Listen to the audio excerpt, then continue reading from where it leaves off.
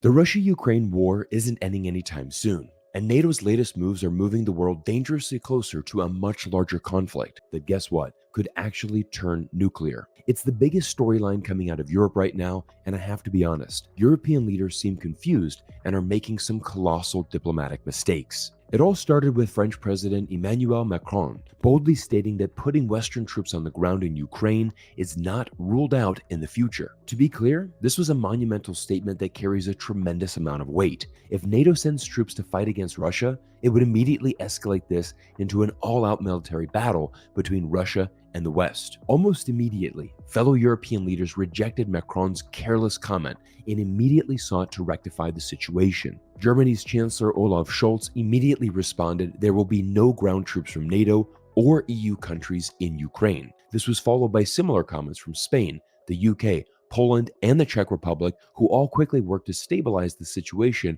and correct Macron's mistake. To be honest, it's strikingly similar to the same verbal gaffes made by Joe Biden over Taiwan, and how simple comments, when made hastily, can change the entire geopolitical climate. In Joe Biden's case, it's meeting face-to-face with Chinese leaders and saying the United States is committed to the One China policy, but then turning around a few days later and proudly stating that the US would violate this policy and put US troops on the ground in Taiwan if needed. Biden's verbal gaffes became so common that multiple US media outlets wrote numerous articles outlining the severity of these claims and why these comments were actually increasing tensions with China. And we are now seeing the same thing with Macron. The French president raised the prospect of Western troops in Ukraine. What was he thinking? Putin, of course, did not take kindly to these comments and immediately countered the French president's remarks. We remember the fate of those who sent their troop contingents to the territory of our country. Now the consequences for the potential invaders will be far more tragic. Putin was, of course, referring to the invasions of Napoleon and Hitler,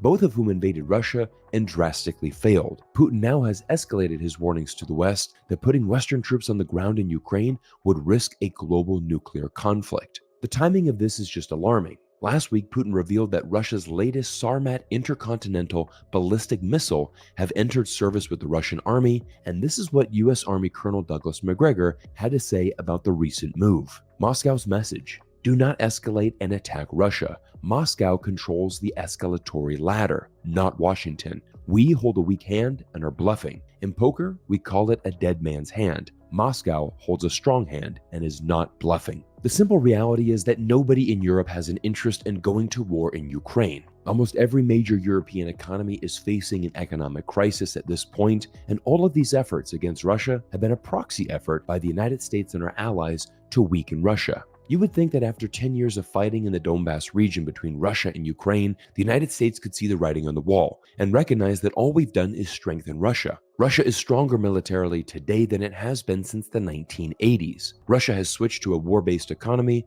which was the fastest growing economy in Europe in 2023 and is projected to continue that trend in 2024. Meanwhile, Putin is showing off the latest tactical nuclear weapons and mobile nuclear missiles that can essentially hit any target in Europe. But as NATO continues to ramp up pressure towards Russia, there is a much larger geopolitical development happening here, and even the Associated Press couldn't hide the truth any longer. Take a look at this article entitled "Yellen Urges World Leaders to Unlock Frozen Russian Central Bank Assets and Send Them to Ukraine." This is truly a massive story unfolding because Yellen, the US Secretary of the Treasury, has now publicly endorsed the idea of taking Russia's $300 billion in frozen foreign currency reserves and sending that money directly to Ukraine. This is in part because the US Congress is locked in a stalemate as Republicans refuse to send any more aid money to Ukraine, while the southern border remains to be a complete mess and a pivotal issue inside American politics. But the United States has to be careful here, because a move like this would be a violation of international law,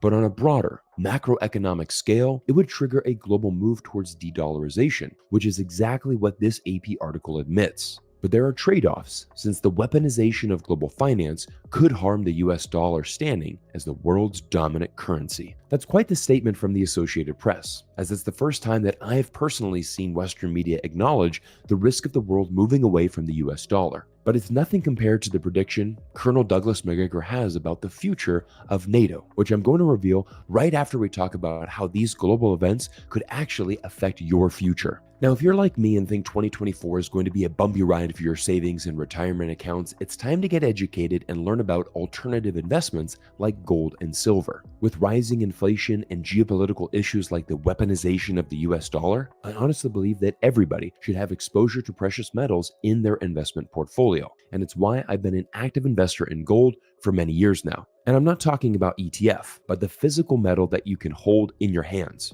I've partnered with Lear Capital to be my precious metals expert and the sponsor of my show because Lear has been helping investors like me purchase gold and silver for almost 30 years. They have over 3 billion in trusted transactions, thousands of 5-star reviews, and are the only gold company with a 24-hour risk-free purchase guarantee, all of which are important for me. But the best thing about Lear is the quality education you can receive about investing in gold. This is not a hard pitch from me. I'm not trying to sell you something you don't need. Many of you know I'm an active investor and I simply share opportunities I see in today's ever-changing world. If you're interested in learning more about investing in precious metals, simply call Lear Capital for your free gold and silver investor kit. They also have a must-read report called $3,200 Gold that explains how the price of gold rises right along with our rising US debt and makes a great case for gold reaching $3,200 an ounce. With US debt hitting $34 trillion in printing, precious metals can be the difference maker for your savings and retirement. Call today and mention my name Cyrus, and Lear Capital is going to gift you $250 in credit simply for just contacting them. Simply call 800-489-5450. That's 800-489-5450 or go to learcyrus.com. But now let me show you how the West continues to double down its efforts with NATO and prolong this war in Ukraine. Earlier last week, it was revealed that NATO Secretary General Jens Stoltenberg said that Ukraine has a right to use its Western-supplied weapons to defend itself against Russia, even if that includes striking targets within Russia's borders. I mean, we know how that's going to go over with Putin, and even bigger news is that after nearly 2 centuries of neutrality, Sweden is officially joining the NATO alliance as well. But once again, I want to bring in the analysis of Colonel Macgregor, who bluntly states the reality of NATO in 2024. NATO is never so weak as when it appears to be strong. The more talk you hear about unity of effort and larger, more powerful NATO capabilities, the less seriously you should take any of these comments. You have 32 states today constituting the so-called NATO alliance, but getting an agreement on much of anything isn't possible. There is no unity of thinking or effort at all. The whole sham alliance is designed to create avenues of approach for Europeans to the United States. It's another channel of communication to try and acquire US favor, support, and backing. It's quite the bold statement from the colonel, who has actually predicted that NATO might not even exist in the next few years. He uses an analogy that today's European countries are similar to the small Greek states which once depended on the Roman Empire for their survival. Of course, we all know how things ended up for the Roman Empire, and Colonel Macgregor says, unfortunately, the United States is filling the role of the Roman Empire today, a once mighty superpower that is now in decline. If you think he's exaggerating, take a look at this report from Geopolitical Economy. Western dominance has ended. EU foreign policy chief admits, warning of West against the rest geopolitics. This is a fascinating story that of course has received very little coverage in Western media because quite frankly, nobody in the West wants to hear the truth. Joseph Borrell,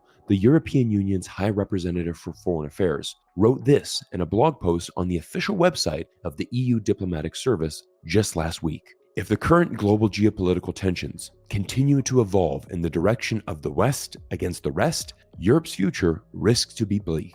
The era of Western dominance has indeed definitively ended. While this has been theoretically understood, we have not always drawn all practical conclusions from this new reality. This is a monumental statement from one of Europe's most important leaders. I actually find it quite revealing that he admits the end of Western dominance has already been theoretically understood for quite some time now. The truth is that no matter how desperately the United States and its allies want to project to the world that the United States is the sole economic, military, and political power, times have changed. We now live in a multipolar world, with countries like China quickly gaining international favor amongst much of the developing world. Joseph Borrell admitted this very truth in the same blog post. He said one of Europe's biggest goals in the future is trying to regain favor with the global South, the region of the world that includes countries in South America, Africa, the Middle East, and Southeast Asia. But even Borrell knows this won't be easy. as he admitted that many in the global south accuse us of double standards. Borrell went on to state that the wars in Ukraine and Gaza, along with the anti-colonial uprisings in Africa, have significantly increased the risk of Europe becoming geopolitically irrelevant, and that Russia has managed to take advantage of the situation. In conclusion, this just shows you how fast things can change in just a couple of years. 2 years ago, Joseph Borrell stated that the future of European prosperity is based on two factors. Number one, cheap energy from Russia. Number two, access to the Chinese market. With the destruction of the Nord Stream pipelines, cheap Russian energy is no longer an option for Europe. This alone has changed the entire dynamic of some of Europe's most robust economies, the largest being Germany, the economic engine of Europe. Of course, the Chinese market remains open, but with rising US-China tensions and a sluggish Chinese economy, more Chinese consumers are turning to domestic Chinese brands to fulfill their needs. This truly leaves the future of the European economy in a perilous situation. It is in the best interest of Europe to bring Ukraine to the negotiating tables and end this war with Russia, while also finding a way to end the brutality unfolding in Gaza every single day. These are the two ways that Europe can avoid a nuclear fallout with Putin, save the future of the economy, and like Joseph Borrell stated, regain favor with developing countries in the global south. Everyone, thank you for making it to this point in the video, and a huge thank you to Lear Capital for sponsoring today's segment, and make sure that you take advantage of today's special offer and claim your $250 credit simply by contacting Lear Capital. Just go to learcyrus.com to get started. Thank you all for your incredible support, and I look forward to seeing you all in our next video soon.